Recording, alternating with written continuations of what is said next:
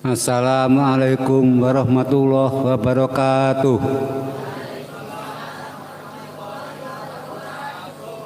Bismillahirrahmanirrahim. Alhamdulillahillati atana bil wahidiyati rabbi fadlina. Walhamdulillahi sholatu wassalam alaika wal ali ya khairal anam. Rabbun karim wa anta dzu khulqin azim. Fas'alana indal karim. Ya Rabbana fi fadlika wasi' wa yassiri kama ardoka. Ya Rabbana Allahumma sholli salimi ala Muhammadin safi'il umami wal ali wa ja'al anama musri'in bil wahidiyati rabbil alamin wasur wasakhiri jami'a khalqika ala qada khawaiji fi fadlika amma ba'du.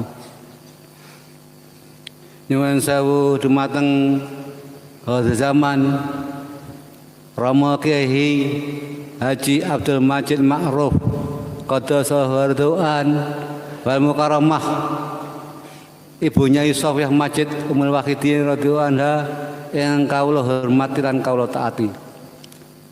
Dumateng Abah Yai Anwar Soleh yang kawula hormati. Dumateng Abah Kiai Masuri yang kawula hormati. Dumateng Abah Kiai Ridwan selaku Sohil Bed dan ibunya Ridwan yang kawula hormati. Para kiai, para alim ulama yang kami hormati, para tamu undangan yang kami hormati, panitia pelaksana acara halal bihalal dan silaturahmi yang kami hormati, adik-adikku, santriwan santriwati kang tak sayangi, serta anak-anak kanak-kanak santriwan santriwati Pondok Baru Wahdah Darussalam kang tak tresnani, para tamu undangan yang kami hormati. Pertama-tama saya Al-Fakir yang hina, perkenankanlah derek di belakang panjenengan sekalian untuk undaikan rasa takut kepada Subhanahu wa taala biqaulina alhamdulillahi rabbil alamin, yang mana atas segala nikmat-nikmatnya dari Allah Subhanahu wa taala yang telah diberikan kepada kita. Wabil khusus kita diberi kenikmatan dapat menghadiri acara di malam hari ini, yaitu acara halal bihalal dan silaturahmi yang dilakukan di Pondok Baru Wahdah Darussalam. Salawat dan salam yang seindah-indahnya, yang setepat-tepatnya, semoga Allah limpah ruahkan keharibaan junjungan kita, Shahihu Syafaat, penyelamat umat, baginda Kanjeng Nabi Muhammad sallallahu alaihi wasallam, wa ala alihi wa dzurriyyatihi wa sahbihi wa sa'il anbiya wal mursalin wal malaikati muqarrabin alaihi wasallam. Salam ikraman dengan penuh takdim, marilah kita haturkan dengan tulus ke para kekasih-kekasih Allah, para aulia-aulia Allah, para sultan aulia mulai awal hingga akhir, khususan khosoh hadza zaman Rama Kiai Haji Abdul Majid Ma'ruf Qaddasa Wardu'an. Dengan harapan beliau-beliau yang kami sebut di atas berkenan memberikan jangkungan syafaat, tarbiyah, barokah, nasrah kepada kita semua. Jangkungan doa restu sehingga acara malam hari ini benar-benar membuahkan manfaat masalah fi dini wa dunya wal akhirah. Amin amin.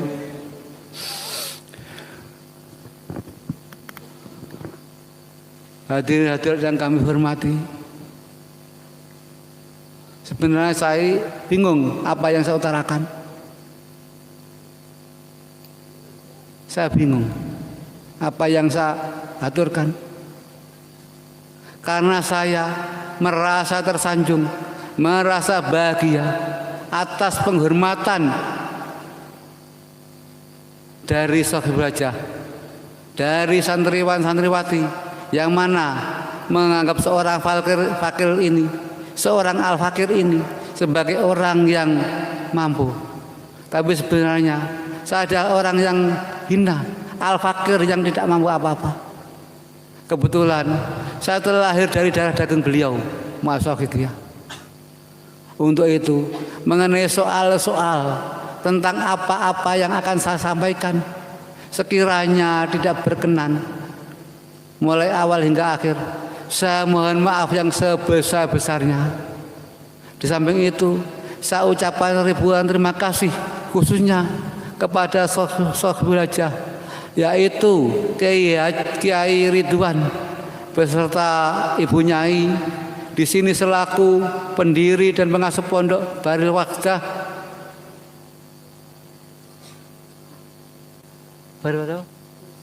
Darussalam. Saya ucapkan ribuan terima kasih dan doa jazakumullahu khairati wa sa'adati dunya wal akhirah. Amin amin ya rabbal alamin. Tadi sudah disinggung oleh Bapak Kiai Ridwan bahwa amal wakitnya amalan yang paling mudah, yang paling gampang untuk menuju usaha kepada Subhanahu wa taala. Baiklah, marilah kita buktikan apakah itu benar atau tidak. Amal wakidiyah sebagai amalan yang paling indah, yang paling dasar untuk menuju kepada Allah yang paling cepat. Untuk membuktikan benar atau tidak, marilah kita lihat dulu apa yang dimaksud salat wakidiyah. Nama itu dari mana dan amal wakidiyah diambil dari mana? Kita merujuk kepada beliau sang mu'alif mengenai sejarah terciptanya sholat wakidiyah.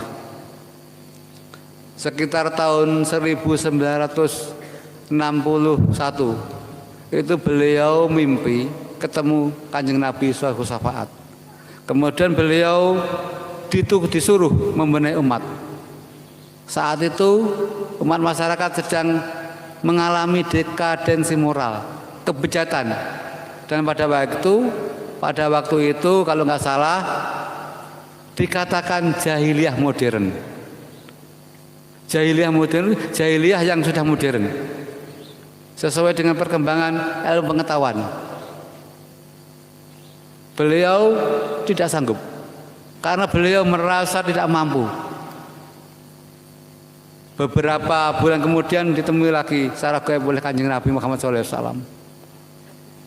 Beliau tetap disuruh membenahi umat, membenahi moral, membenahi keimanan manusia yang kala itu sedang bejat, dosa keimanannya. Di akhir cerita, di awal tahun 63 beliau ditemui lagi. Ini agak dipaksa dan diancam. Kalau tidak mau membenahi umat, membenahi moral, membenahi keimanan manusia, beliau disuruh menanggung dosa-dosa semua umat yang bejat itu. Seketika itu beliau demam, saking takutnya. Beliau bingung apa yang harus beliau lakukan.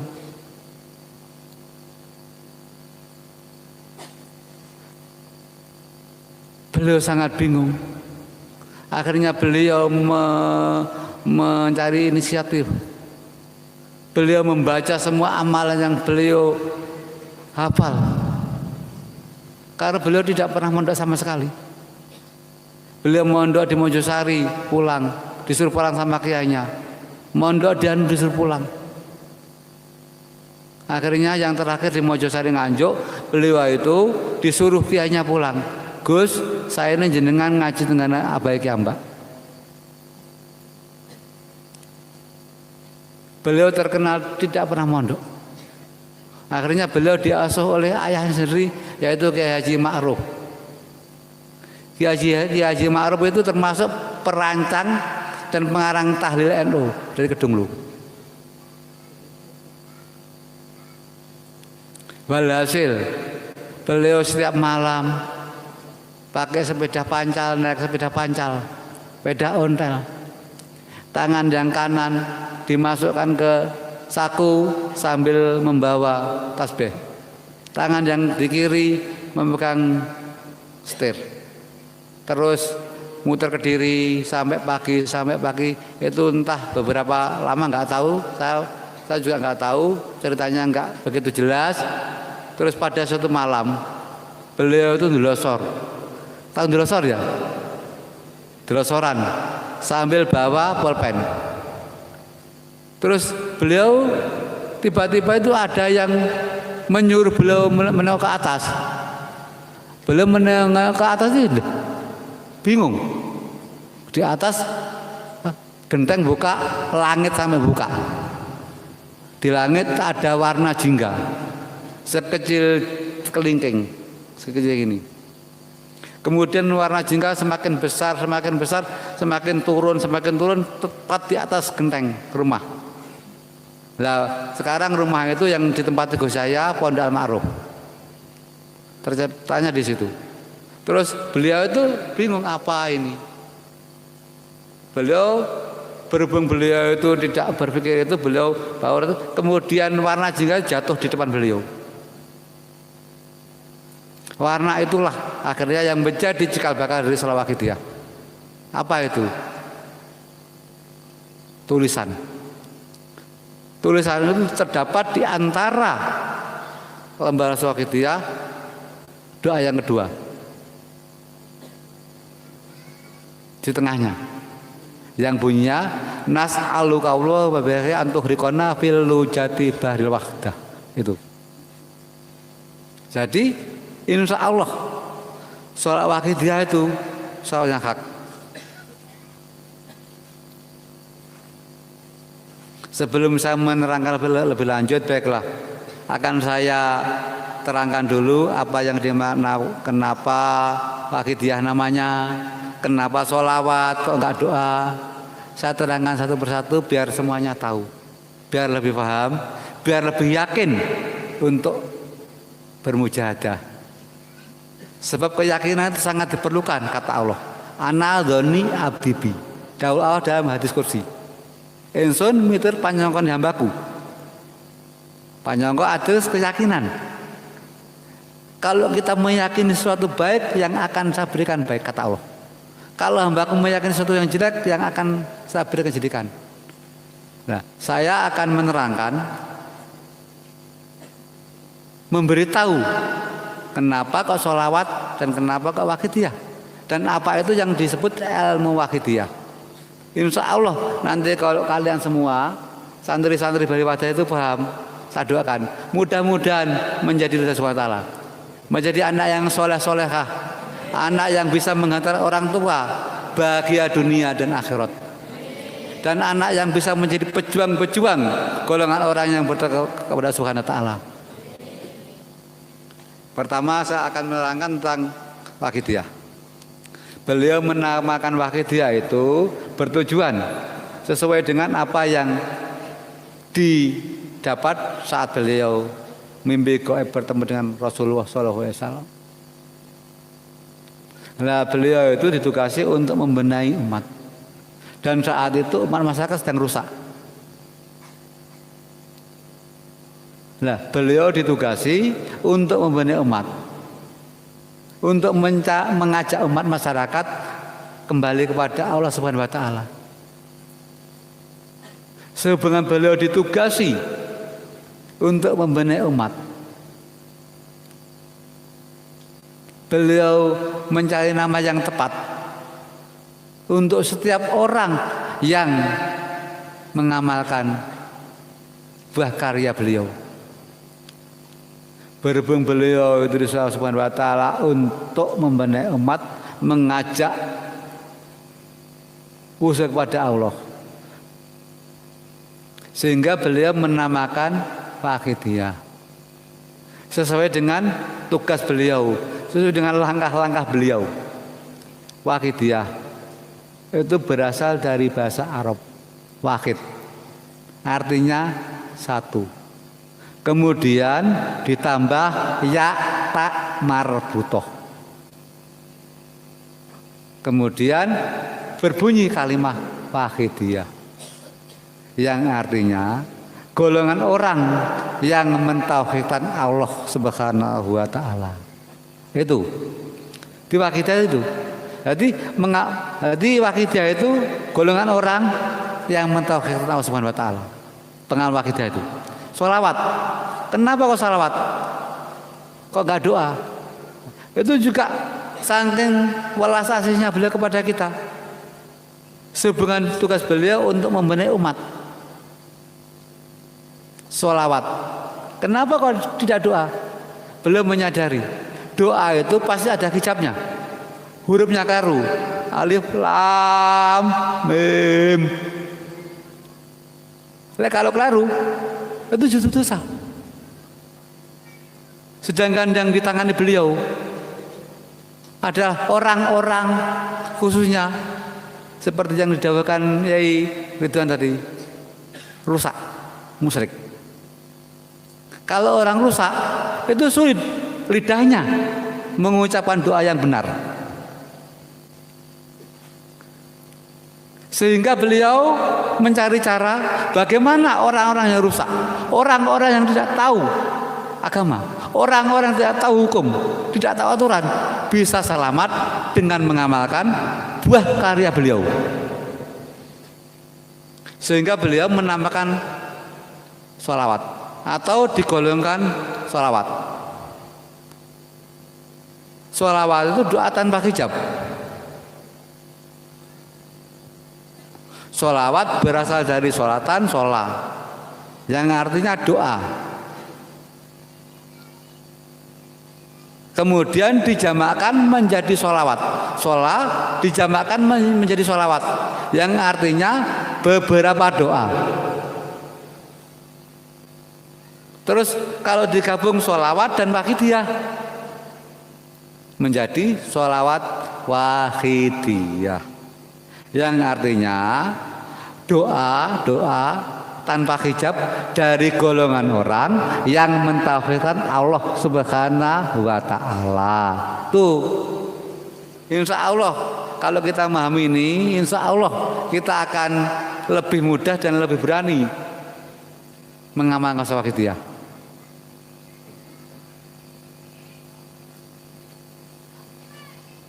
Terus sholawat sendiri ada berapa jenis? Kalau macamnya ribuan. Sholawat insya Allah ada 5 jenis. Yang pertama, sholawat Allah kepada Nabi, yang berarti pemberian rahmat takdim atau pemberian kasih sayang dan kehormatan, kemuliaan dari Allah Subhanahu wa taala kepada Nabi sallallahu alaihi wasallam. Yang kedua, sholawat Allah Subhanahu wa taala kepada selain Nabi. Di sini dirujukkan kepada manusia dan jin yang beriman. Sholawat Allah kepada selain Nabi yang berarti pemberian rahmat maghfirah, pemberian ampunan dan kasih sayang bagi manusia dan jin yang mau membaca sholawat untuk Nabi Shallallahu Alaihi Wasallam. Terus yang ketiga, sholawat malaikat kepada Nabi. Di sini diartikan permohonan kemuliaan dan kasih sayang atau rahmat adim dari Allah Subhanahu wa taala kepada Nabi. Yang keempat, sholat malaikat kepada selain Nabi, ya, yang berarti permohonan maghfirah, ampunan dan rahmat kasih sayang dari malaikat kepada Allah untuk manusia dan jin yang beriman yang mau baca sholawat untuk Nabi. Yang kelima itu sholawat kita, jin dan manusia yang beriman, yang berarti permohonan kasih sayang, permohonan keselamatan, permohonan kemuliaan kepada Allah yang ditujukan kepada Kanjeng Nabi besar Muhammad Shallallahu Alaihi Wasallam. Jadi sudah jelas. Lah kok Allah bersalawat? Jelas. Karena Rasulullah juga tidak, saya yakin santri-santriwan sini tidak asing lagi sabda Rasulullah.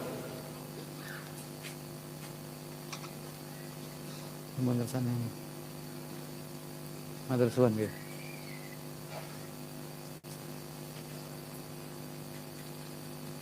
Pasti tidak asing dawuh Rasulullah. Barang siapa membaca salawat kepadaku 1 kali, maka Allah Subhanahu wa taala membalas 10 kali. Itu saya yakin sana sini tidak asing. Karena Yai Ridwan sering mengajarkan ini. Nah, terbukti balasan Allah itu apa? Saat kita Allahumma sholli ala sayyidina Muhammad wa ala ali sayyidina Muhammad, atau as-sholatu wassalamu alaika wa ala alika ya Rasulullah, atau as-sholatu wassalamu alaika ya qad khirata dirikni, 1 kali Allah membalas 10 kali, kata Rasulullah. Balasan Allah apa? Berupa ampunan dan kasih sayang bagi kita yang membacakan sholawat untuk Rasulullah 1 kali. Terbukti. Jadi intinya Allah sendiri bersalawat kepada Nabi, juga bersalawat kepada manusia dan jin yang mau membacakan sholawat Nabi.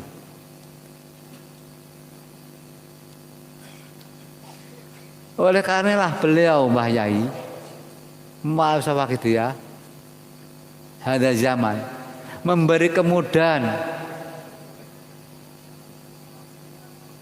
bagi siapa saja yang menginginkan kebahagiaan melalui syafaat Rasulullah, yang menginginkan kebahagiaan melalui ridha Subhanahu wa taala, cukup mengamal Sawakidiyah. Di samping itu, beliau juga masih, itu sebenarnya sudah mudah.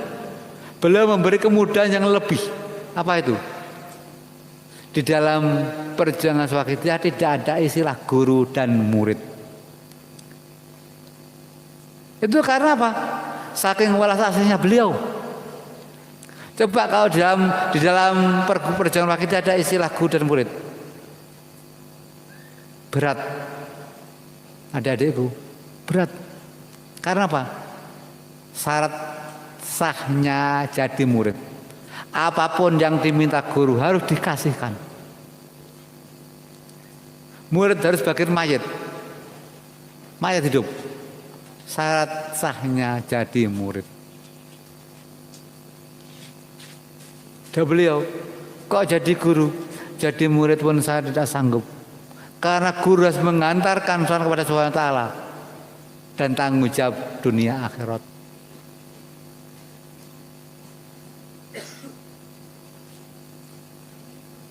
Sehubungan syarat murid dan guru berat. Di sisi lain beliau ditugasi untuk membenahi umat.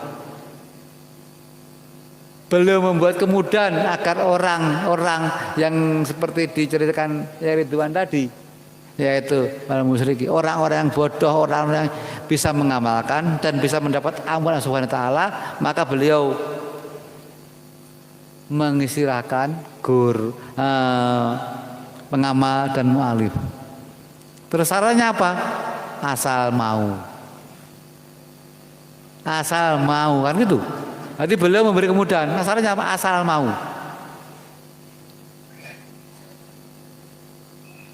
Dengan adanya asal mau, insya Allah kita mau saja. Pokoknya sesuai dengan kaidah yang telah ditentukan mu'alif, insya Allah kita akan menjadi orang yang mendapat ridha Subhanahu wa taala.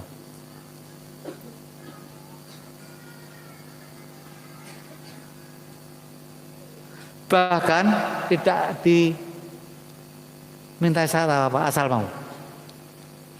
Mau apa? Mau menjadi wakil-wakil beliau dalam hal membenahi umat. Al-wakilu mu'as wakil. Yang mewakili harus sesuai dengan yang diwakili. Di antaranya syarat itu apa? Setiap pengamal harus menjadi pejuang. Ya.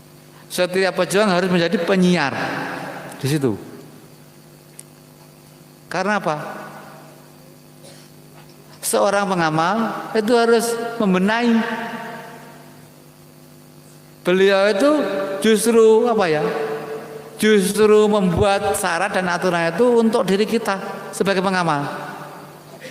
Kalau setiap pengamal diam, nggak berjuang, hanya untuk mengamalkan diri sendiri itu, kita itu ketok enak.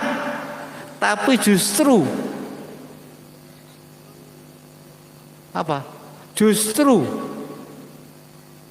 kita mengalami sengsara yang tiada habisnya bersamaan dengan sehubungan dengan sabda Rasulullah ya. Barang siapa membiarkan kebejatan di depannya, langsung atau tidak langsung, ya, kenal atau tidak kenal, dia diam saja. Padahal dia bisa mengurangi kebejatan itu, minimal dengan doa. Dia termasuk mendukung kebejatan itu. Karena beliau menyaratkan setiap pengamal harus berjuang, setiap pejuang harus menjadi penyiar. Hanya untuk menjauhkan kita daripada golongan yang dimaksud Rasulullah SAW tadi.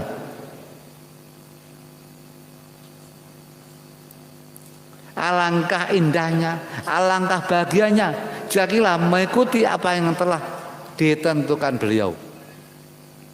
Itu yang pertama. Yang kedua, beliau tidak mewajibkan setiap pengamal menjadi anggota organisasi. Tidak mewajibkan itu. Atau dalam suatu wadah. Yang jelas sehubungan dengan dahulu beliau. Waktu itu kubro terakhir sebelum beliau kondur secara lahiriah. Di dalam kubro wada beliau dawuh, nyuwun sewu sholawatidiyah kula ijazahkan dumateng panjenengan sekalian. Ya. Panjenengan sekalian boleh mengijazahkan kepada orang lain mutlak tanpa izin siapapun. Seandainya panjenengan sekalian nemu akan lembaran wakidah dumateng tong sampah, panjenengan amalkan sah mawon tanpa izin siapapun. Berarti kita mengamalkan wakidah tanpa ikut siapapun atau ikut siapapun tidak masalah. Tapi dengan syarat jangan bertentangan dengan koridor yang telah ditentukan sang mu'alif. Berat. Ya. Kalau kita bertentangan dengan apa yang ditentukan sang mu'alif, berat. Karena apa? Karena bimbingan rohani beliau. Jadi bimbingan rohani beliau itu tergantung kecil besarnya makabah kita terhadap beliau. Otomatis orang bermakabah, orang bercinta, menyintai beliau tidak mungkin melawan kaidah beliau.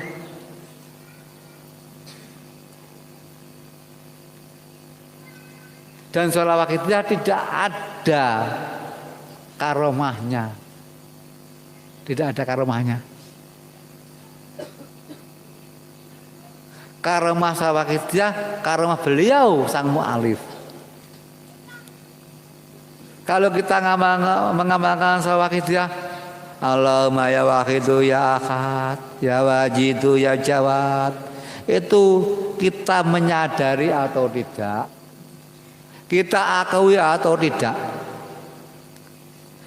secara otomatis kita sudah berhadapan dengan beliau sang mu'alif. Secara batiniah di depan kita.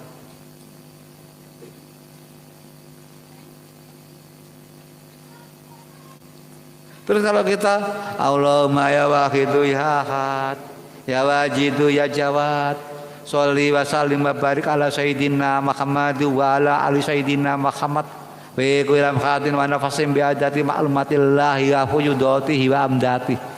Kita baca itu, otomatis beliau sudah ada di depan kita tanpa kita sadari.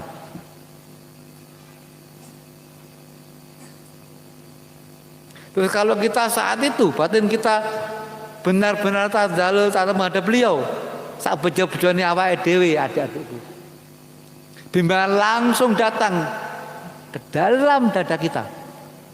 Karena beliau musilatin lil hadrati aliyah. Beliau musilatin lil hadrati aliyah. Apa itu? Beliau mampu menghantarkan kita dengan sinar rohnya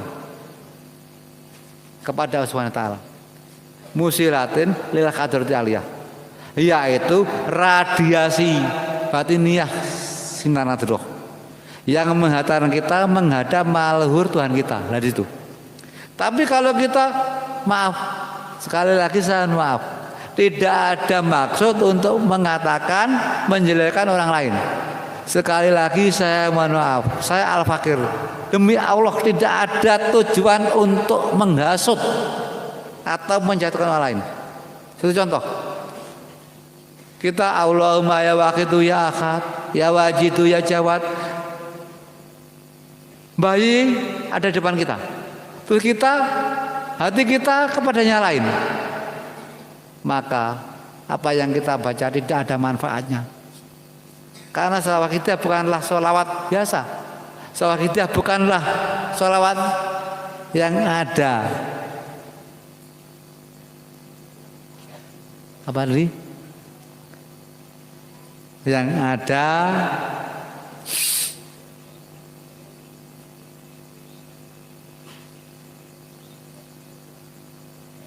ya bro.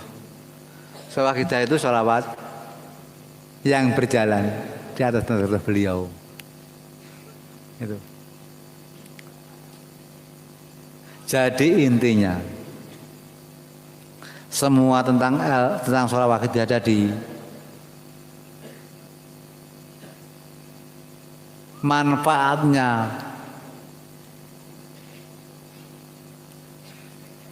banyak atau tidaknya tergantung mahabbah kita kepada beliau sang mu'alif.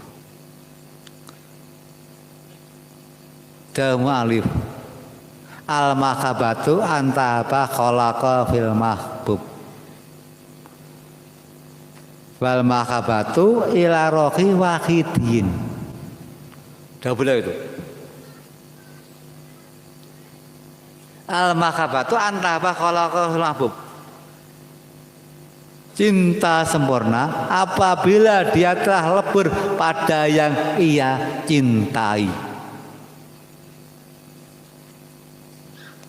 Bahkan beliau menggambarkan kalau kita mencintai orang yang kita yakini, itu suatu contoh. Kita ada di Lampung, ya kan? Orang yang kita yakini bahaya ada di Kediri, kita selalu merasa ada di samping kita. Itulah cinta sejati.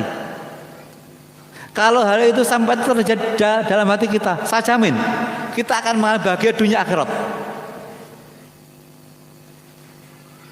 Karena cinta itulah yang menjadikan hati kita ada rohnya wahidiyah, rohnya golongan orang yang mentauhidkan Allah Subhanahu wa taala dalam hati kita. Wal mahabbatu ila rohi wahidin. Dah beliau.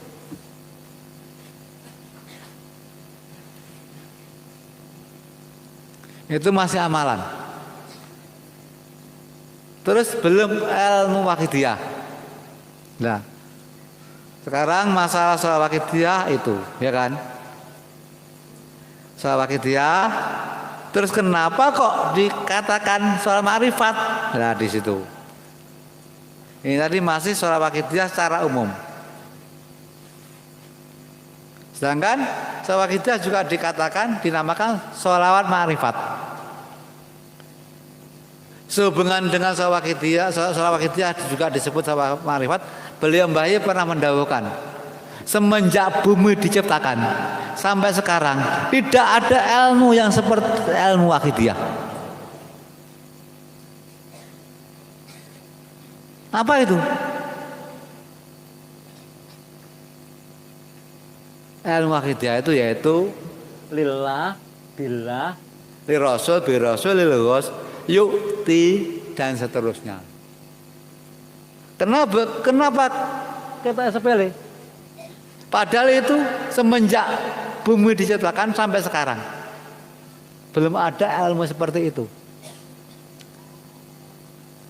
Bahkan semenjak Islam lahir, semenjak Quran diberikan oleh Allah SWT kepada Kanjeng Nabi Muhammad SAW, tidak ada kuncinya.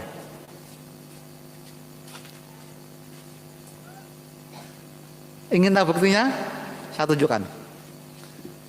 Dalam surat Quran, dalam surat Al-Zariyat 56. Bismillahirrahmanirrahim. Wa ma khalaqtul jinna wal insa illa liya'budun. Kata Allah. Aku orang gawe jin dan manusia. Aku orang gawe jin dan manusia kejaba ibadah marang aku.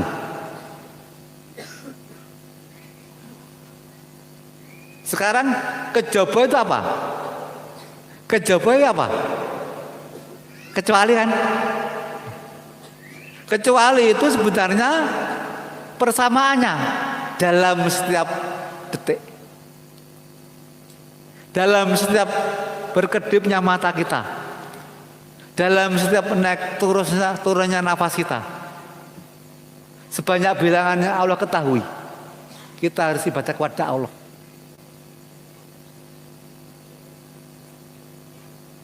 Mungkinkah itu kita sebagai manusia hidup, apakah kita tidak kerja, tidak makan, tidak tidur, tidak mandi? Tidak mungkin. Manusia tidak mungkin melakukan itu tanpa ada kuncinya. Kejaba ya ateges setiap berkedipnya mata, setiap naik turunnya nafas, sebanyak bilangan yang aku tahu, kita harus beribadah tanpa satu pun terlewati. Nonsen, tidak mungkin mampu. Nah, beliau Mbah Yai itu Fatihi lima uliko, pembuka yang terkunci. Quran terkunci.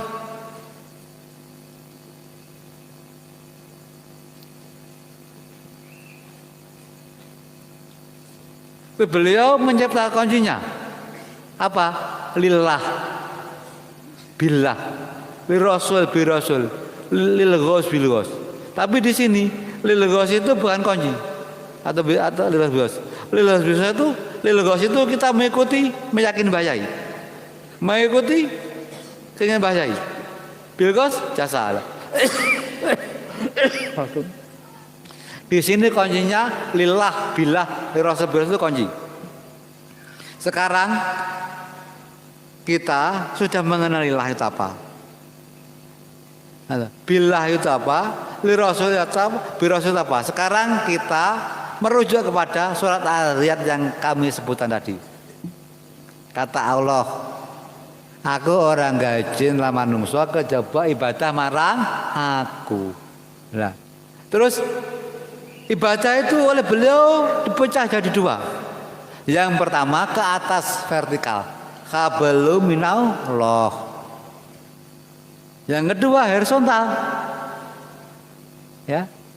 Horizontal itu menyebar. Qablu minas. Lah, qablu minas sudah jelas. Ya, terus qablu minas, sebenarnya kita manusia hidup perlu makan, perlu minum, perlu tidur lah di situ. Kita makan, kita niati ibadah, termasuk ibadah. Kita tidur, kita belajar, termasuk ibadah. Lah itu kunci. Kalau kita mengenal ilmu kita, otomatis insya Allah saya yakin, hakul yakin bisa melaksanakan Quran dalam kehidupan sehari-hari. Tidak hanya dibaca, tidak hanya menjadi munafik. Tuh. Di samping itu, di samping ilmu akidah sebagai Fatihi lima uliko Al-Quran, juga sebagai pembuktikan dua syahadat, yang mana sebagai syarat sahnya menjadi Islam, syarat sahnya menjadi iman. Sekarang setiap hari kita sholat baca syahadat berapa kali? asyhadu alla ilaha illallah. Berapa kali?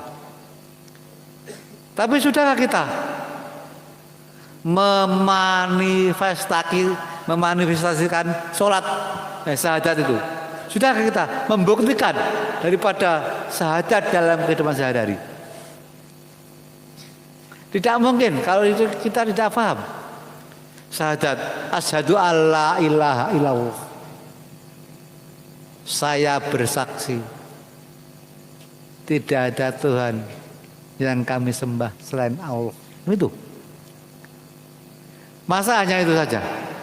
Bagaimana pembuktiannya?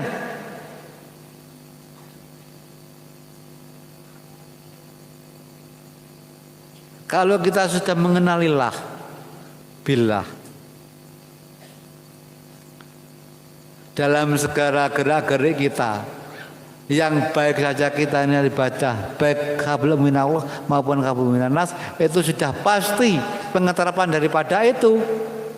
Dan billah dalam setiap gerak-gerik kita, baik itu yang ibadah, lebih-lebih yang maksiat, kita menyadari yang menggerakkan, menciptakan, menghendaki Allah. Itu kalau kita terapkan, itu sebenarnya kita sudah membuktikan melakukan syahadat dalam kehidupan sehari-hari yang pertama. Sedangkan syahadat yang kedua, wa asyhadu anna Muhammadar Rasulullah. Dan saya bersaksi bahwa Nabi Muhammad utusan Allah Subhanahu wa taala. Nah, itu dimanifestasikan dalam li rasul bi rasul. Allah itu. Nah, itu yang didahulukan bayai mulai semenjak, bahkan pertama gini. Mulai semenjak Islam datang itu sudah beliau. Redaksinya kalau enggak keliru beliau dawuh hadin hadirat mulai Islam teng donya, bahkan semenjak donya diciptakan buatan ilmu kados wakidiyah. Nggih niku terus ini.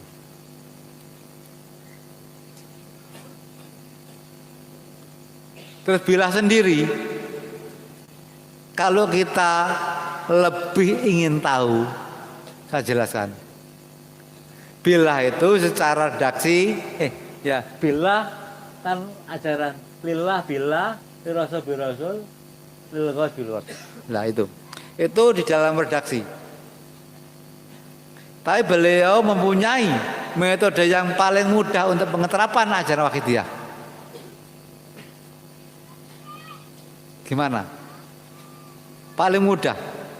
Kalau kita nanti mengeterapkan ajaran wakidiyah lillah billah rasul birasul lilghos bilghos, itu nanti bahaya. Justru bisa lillah billah rasul birasul binafsi. Kalau tanpa kita sadari.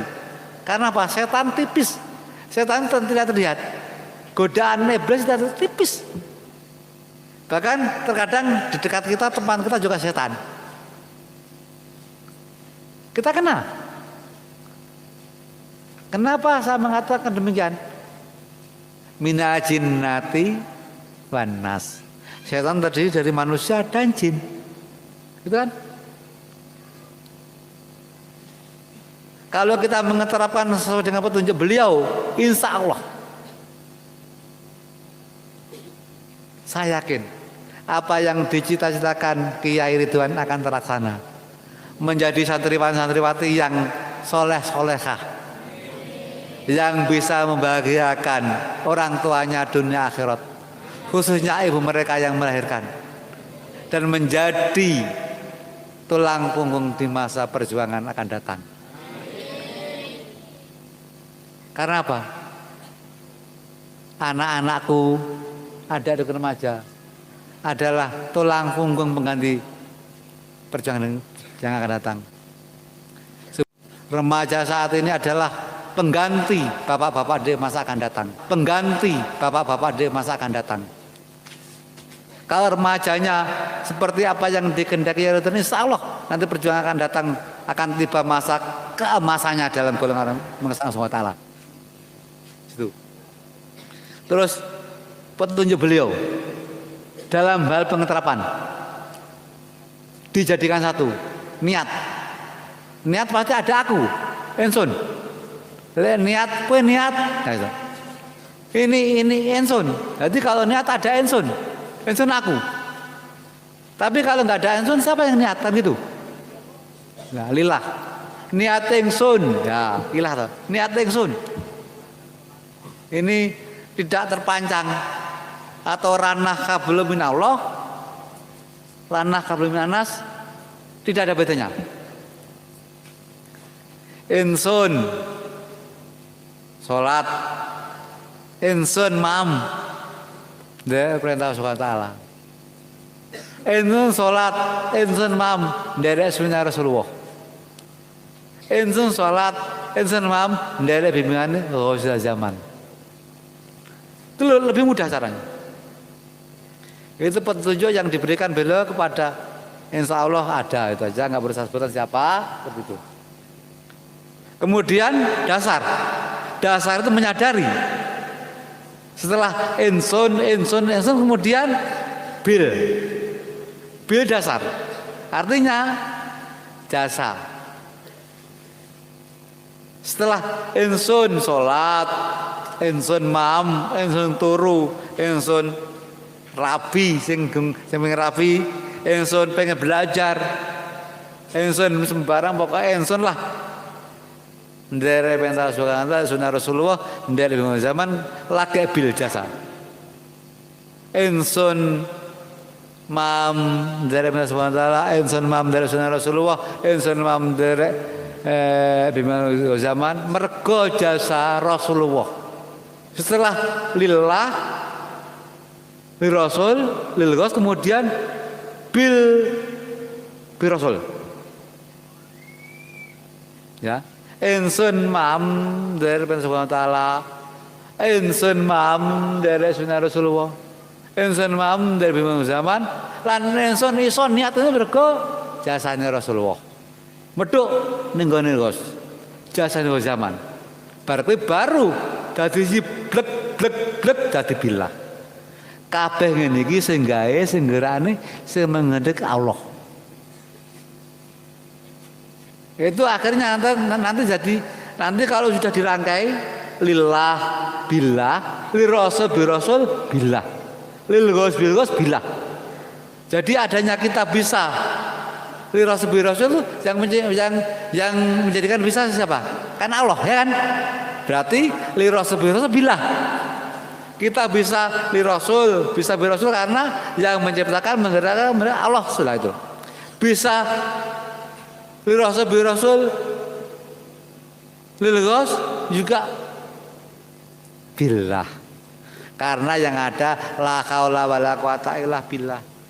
Enggak ada la haula wala quwata illa bil ghos, ya kan? Juga enggak ada la haula wala quwata lil rasul. Itu yang sebenarnya tadi.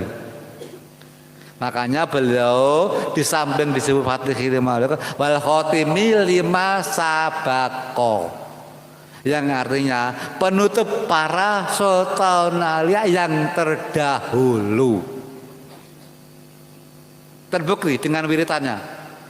Wali jami mana lebih hadis sholawat kita wa man ana alaiya ila yaumil qiyamah.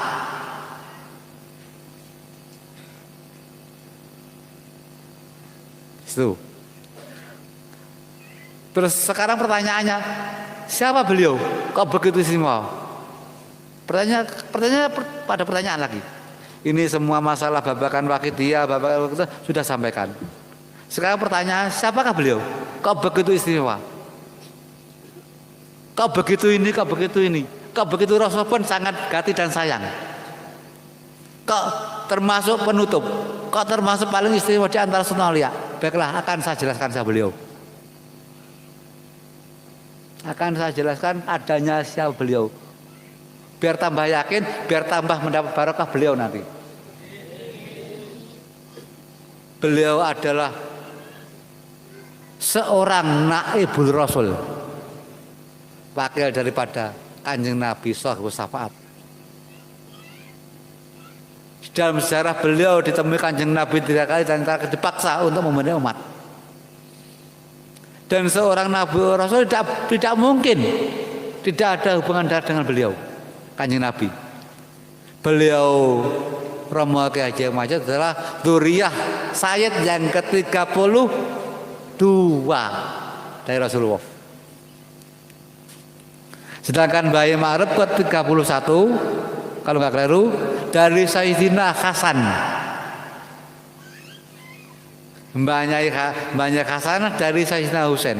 Kemudian menikah, lahirlah seorang arif billah kamil, yaitu Mbah Yai Majid Qaddasallahu Baradu'an.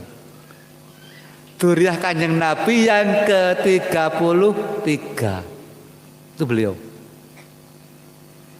Sudah wajar kalau beliau seorang sayyid dipercaya untuk menciptakan ilmu sedemikian dasarnya. Sudah wajar kalau beliau menjadi fatih dan wal khotim lima sabaqah. Tidak hanya itu, beliau nasir haqqi bil haqqi, yang artinya penolong kebenaran dengan kebenaran. Tidak penolong kebenaran dengan kebohongan. Tidak penolong kebenaran dengan pergantian uang, maaf. Beliau ikhlas tanpa pamrih. Seorang Nabi Rasul tidak mungkin tanpa darah beliau. Karena seorang wakil harus bisa menghantarkan setiap umat, setiap yang diinginkan menjadi golongan orang yang mengesang Allah. Tidak mungkin seorang Nabi Rasul tidak mampu menghantarkan pengikutnya tanpa menyentuh menghadap Allah Subhanahu wa taala.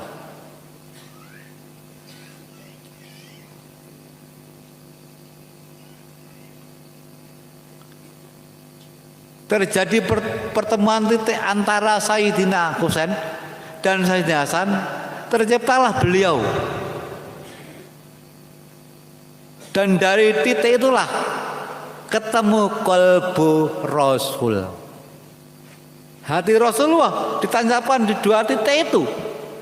Karena Sayyidina Hasan dan Sayyidina Husain adalah cucu kesayangan Rasulullah, sehingga tertancaplah qalbu Rasul di hati beliau.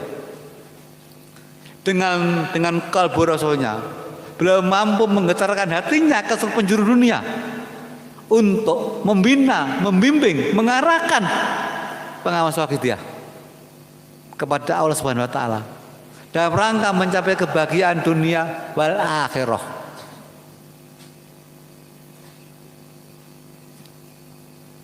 Terus alatnya apa? Alatnya sholat wakidiyah dan ajarannya. Terus bagaimana kronologi ya? Kok bisa sholat wakidiyah dan ajarannya menjadi tangan beliau, menjadi alat beliau? Lah, bisa. Karena seorang mujadid itu pasti shahibul wakidin. Beliau seorang shahibul wakidin, penalib sholat wakidiyah. Dan seorang mujahid pasti shahibul nadroh di sini.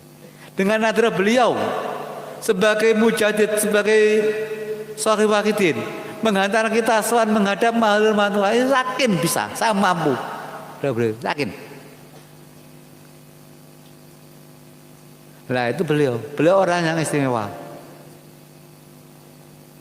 Di samping beliau adalah darah Kanjeng Nabi. Beliau juga termasuk dzurriyyah batiniah Kanjeng Nabi. Dengan aljana qalbu Rasul tanam jadanya.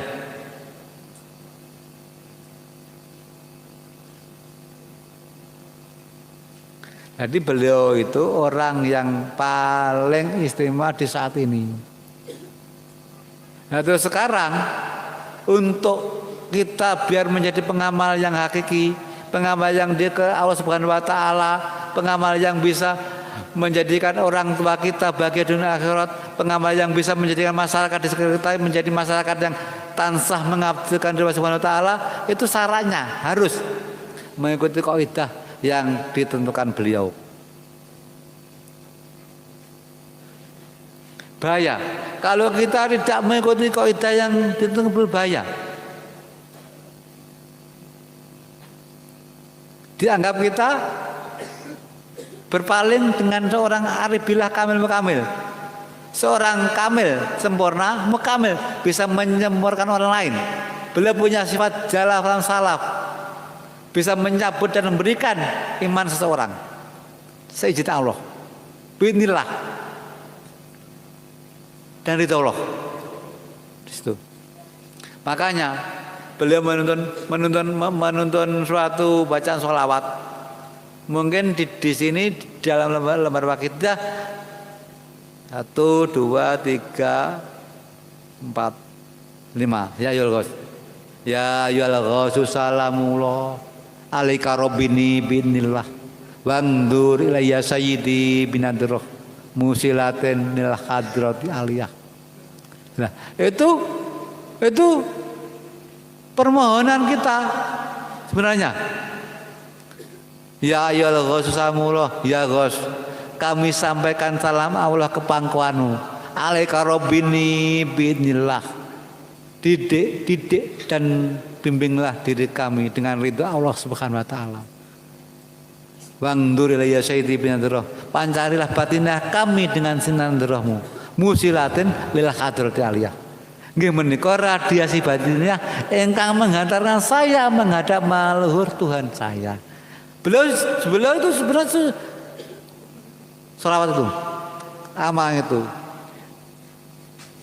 sebenarnya cara beliau menuntun kita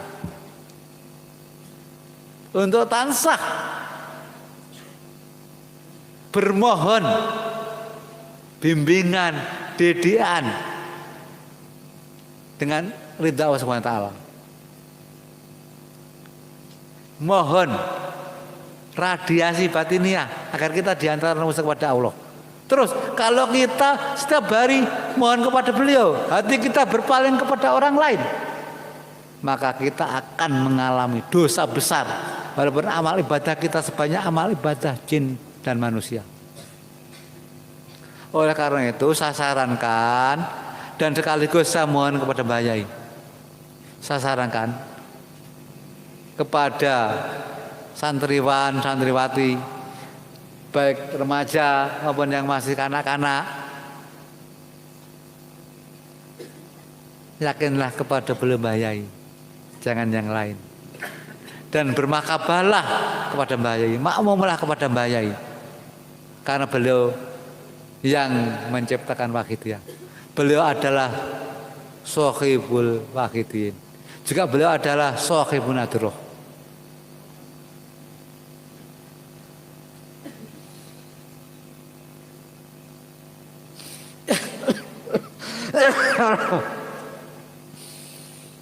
Hadirin-hadirin yang kami hormati,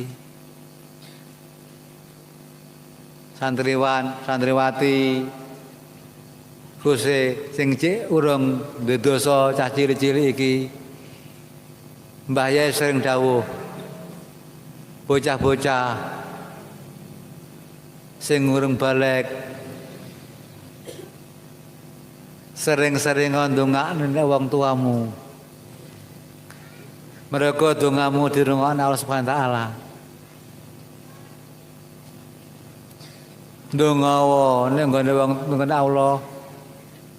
Lek iso meneng-meneng ya ndonga, aja enek waktu luang.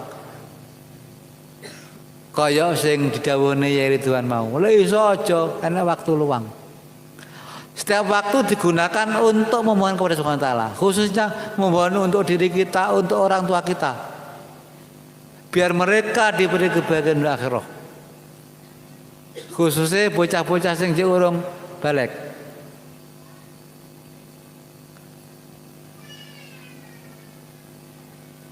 Ya bisa sanggup toh Caca? Sanggup toh ndongane wong tuane? Di samping ndongane wong tuane, ya belajar sing tenanan. Ben dadi wong soleh solehah, ben dadi wong sing bener-bener oleh ridwane Mbah Yai sebagai pengamal hakiki. Sing remaja ben bener-bener dadi nek waktu-waktu akan datang dadi bener-bener pejuang sing melilitan. Pejuang sing bener-bener oleh Tuhan Subhanahu wa taala. Berjuang sing bener-bener iso nggawa masyarakat bayatun thayyibatun maghfur.